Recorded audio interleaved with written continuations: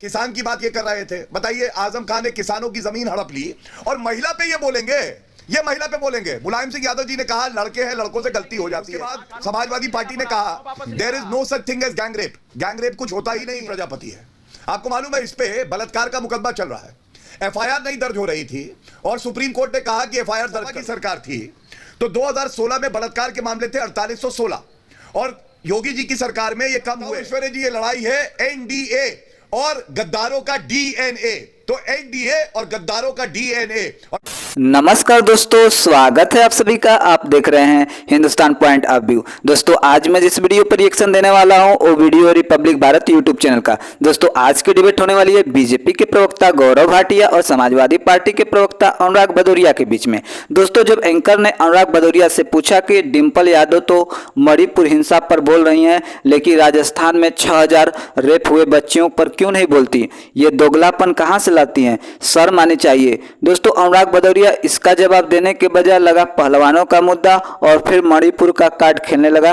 तभी गौरव भाटिया ने इस सैफई के चाटुकार दलाल को जमकर पेला। दोस्तों यदि आप चैनल पर नए हैं या चैनल को अभी तक सब्सक्राइब नहीं किया है तो प्लीज चैनल को सब्सक्राइब किए बिना मत जाइएगा। तो चलिए हम लोग मेन वीडियो को समाजवादी पार्टी, देखिए इनकी राजनीतिक हैसियत क्या है मैं बताता हूं। इनकी राजनीतिक हैसियत ये है कि ये 3 सीटों की पार्टी है लोकसभा में, 3 सीटों की, बताइए। और इनके बगल में जो है वो 1 सीट की पार्टी है। अभी तो चुनाव, आप मुझे बताइए, चर्चा मणिपुर पे करनी थी और जो तमाम विषय आज उठाए गए ऐश्वर्या जी, चीन उठाया गया मनीष तिवारी ने, महंगाई बोला डिंपल यादव जी ने, ईडी सीबीआई का दुरुपयोग हो रहा है। डिंपल जी ये भूल गई कि झूठा मुकदमा लगाया था कांग्रेस यूपीए सरकार ने और खत्म हुआ एनडीए नरेंद्र मोदी जी की सरकार में।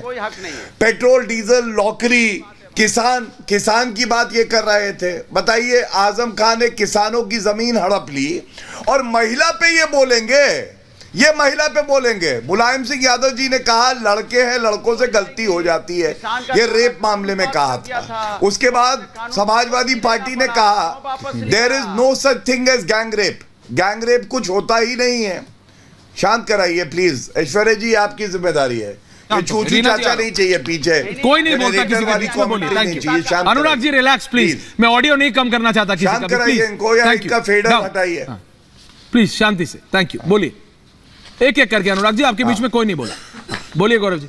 देखिए मैं तथ्यों के आधार पे बताता हूं, डिंपल यादव जी और अखिलेश यादव को चाहिए कि वो आंकड़े पढ़े। ये गायत्री प्रजापति है, आपको मालूम है इस पे बलात्कार का मुकदमा चल रहा है, एफआईआर नहीं दर्ज हो रही थी और सुप्रीम कोर्ट ने कहा कि एफआईआर दर्ज करो और नेताजी के पैरों में गिरे हुए हैं ये मुलायम सिंह जी के, और उसके बाद इन्हें मंत्री बहाल कर दिया था, 3 दिन के लिए हटाए गए थे। आंकड़े ये कहते हैं जब सपा की सरकार थी तो 2016 में बलात्कार के मामले थे 4816 और योगी जी की सरकार में ये कम हुए और 2021 में 2845। एक भी रेप बहुत ज्यादा है लेकिन 2845 और 4816, आप सोचिए कितने ज्यादा थे। और कहा जाता था लड़के हैं, लड़कों से गलती हो जाती है। आज ये पूछा जाएगा कि ये INDIA नहीं है। मैं बताऊं ऐश्वर्या जी, ये लड़ाई है NDA और गद्दारों का DNA। तो NDA और गद्दारों का DNA, और गद्दार क्यों है मैं बताता हूं जी। चीन की बात करेंगे, अरे राहुल गांधी MOU सार्वजनिक तो कर दो, अभी आचार्य प्रमोद कृष्णम आए नहीं है। मैं पूछना चाहता हूं क्या इन्होंने पश्चिम बंगाल में जो 55 भारतीय मारे गए एक शब्द बोला? राजस्थान में 6337 बलात्कार के मामले हैं पूरे देश में सबसे ज्यादा। क्या डिंपल यादव जी ने, क्या सुप्रिया सूले जी ने या किसी और महिला सांसद ने भी एक बार बात करी उस महिला अस्मिता की? क्या डिंपल यादव ने आज ये बोला कि नेताजी ने गलत कहा, मुलायम सिंह जी ने जब कहा लड़के हैं, लड़कों से गलती हो जाती है? और अखिलेश यादव 5.5 मुख्यमंत्री कहे जाते थे उनके समय में है, आधा मुख्यमंत्री थे, वो गलत थे। जब उन्होंने महिला पत्रकार से पूछा अरे तुम्हारे साथ तो रेप नहीं हुआ, तुम तो सेफ हो, जब वो मुख्यमंत्री थे। ये लोग हमें ज्ञान देंगे। ऐश्वर्या जी अभी सुनिए, मैं अंत कर लूं, शांत कराइए। अनुराग जी रिलैक्स कराइए। रीना जी आ रहा है, आचार्य जी भी जुड़ गए। हाँ क्यों भाग रहे हो? Reena ji 30 seconds I am coming to you. Anurag ji जब आप बोले कोई नहीं बोला, थैंक यू। धन्यवाद। हाँ 30 सेकेंड्स। हाँ सुनिए, देखिए मैं इतना ही कहूंगा ऐश्वर्या जी, भारतीय राजनीति के तेंदुलकर और विराट कोहली तो अभी पिच पर आए नहीं हैं और ये हिट विकेट हो गए, मैच हार गए। अभी तो नरेंद्र मोदी जी जब दहाड़ेंगे तो इन गीदड़ों का क्या हाल होगा, जब अमित शाह जी बोलेंगे तो इनका क्या हाल होगा। जवाब लेते हैं, जवाब लेते हैं। ना प्रमाण है, ना नेता है, एक फर्जीवाड़ा बना लिया है, कह रहे INDIA, अरे गद्दारों का DNA है NDA, रीना गुप्ता जी गद्दारों का DNA। बेसिक्स पे जाते हैं रीना जी, बेसिक्स पे है वर्सेस रीना। अनुराग भदौरिया जी आप मुझे बताइए, ये कौन सा ऐसा विषय है जो आज उठाया आपकी पार्टी ने या विपक्ष ने, जो कि आम बहस का पार्ट नहीं हो सकता था? आप मुझे बताइए, नो कॉन्फिडेंस मोशन लाके आप ऐसा कौन सा निशाना है जो साधना चाहते हैं? पूछता है भारत, बताइए तो, समझाने की तो कोशिश कीजिए।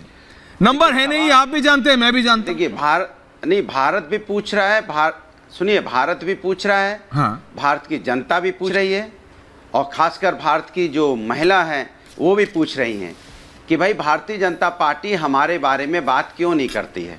भारतीय जनता पार्टी जब 2014 में चुनाव लड़ रही थी तब तो जनता की बात कर रही थी, तब तो डीजल पेट्रोल की बात करती थी, 100 रुपये के पार हो गया, अब की बार बहुत हुई महंगाई की मार, अब की बार फलाने की सरकार।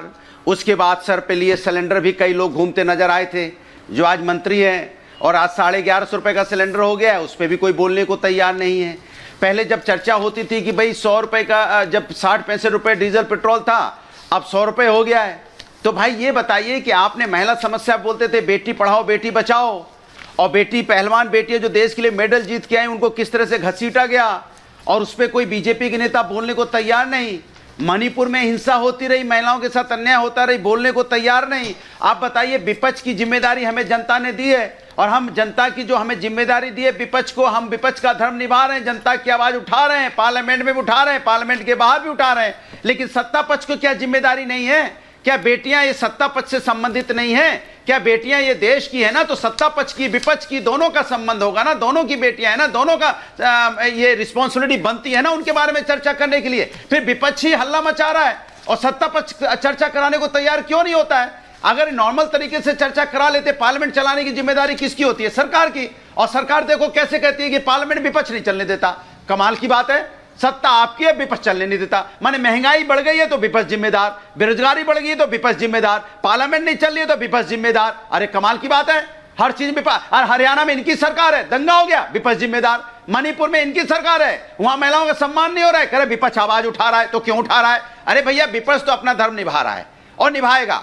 आप अपना धर्म नहीं निभा रहे हो, जो जनता देख रही है। आप इंडिया बोलने से, गौरव भाटिया जी, हम जब इंडिया बोलते थे, आपने डिजिटल इंडिया किया था, मेक इन इंडिया किया था, डिजिटल भारत किया था, तो हम तो बोलते थे ना डिजिटल इंडिया। हमने तो कभी नहीं बोला डिजिटल इंडिया नहीं बोलेंगे। लेकिन आज आप इंडिया बोलने से डरते हो, क्योंकि इंडिया का मतलब होता है महिला समस्या की चर्चा होगी, इंडिया का मतलब है कि युवाओं पे चर्चा होगी, इंडिया का मतलब है किसानों पे चर्चा होगी, इंडिया का मतलब है महंगाई पे चर्चा होगी, इंडिया का मतलब है देश के सभी मुद्दों पे चर्चा होगी। जिसको आप बोलने को तैयार नहीं होते हो, आपकी जीभ लड़खड़ाने लगती है कि इंडिया कैसे बोल दें हम।